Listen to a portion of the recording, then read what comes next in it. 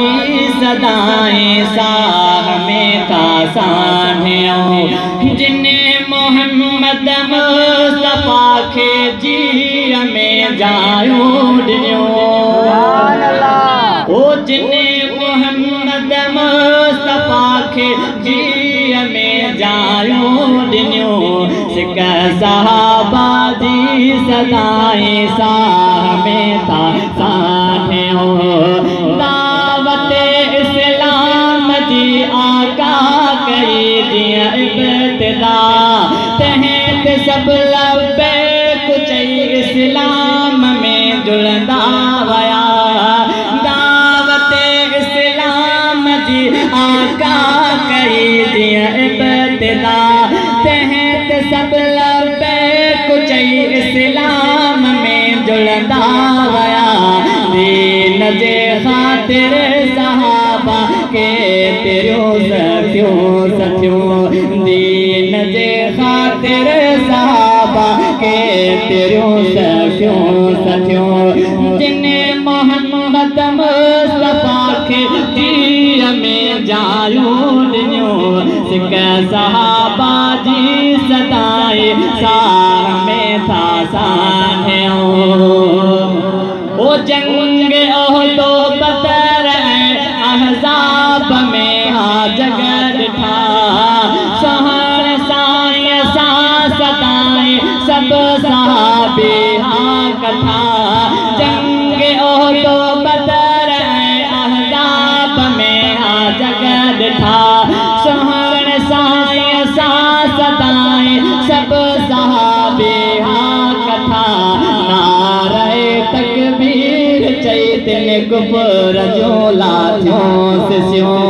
नारे तकबीर चैतन्य गुफर जो लाथियों से स्यों जिन्ने मोहम्मद मुस्तफा के जी में जायो दियो सिक सहाबा जी सदाए साह में था सानियों बदर जे मैदान में सिद्दीक सोने अर्ज क्यों जिस सिर में साह आहे साथ तो जोई दिबो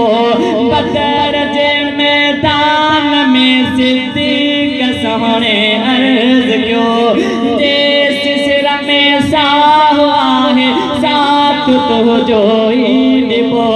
सिर लगे तो सा जो घोर तो ता घर मलियो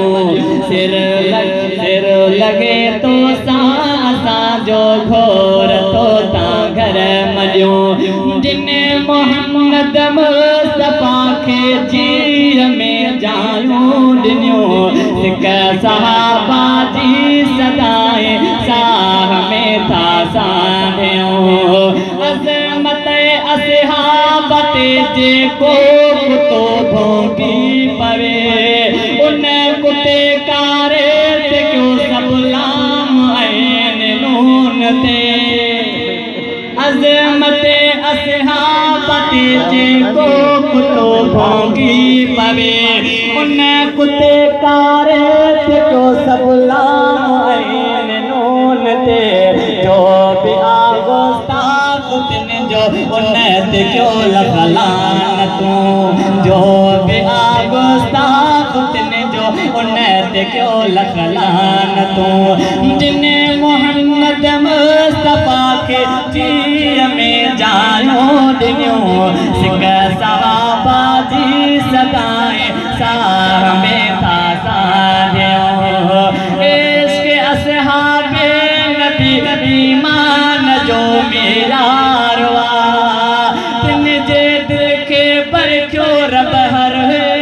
सच्चो यार इसके असहाबे नबी ईमान जो मेरा तिने दिल के पर क्यों रब हर है को सच्चो यार अज़मत असहाब के दिल सा गुलाम अकबर मनो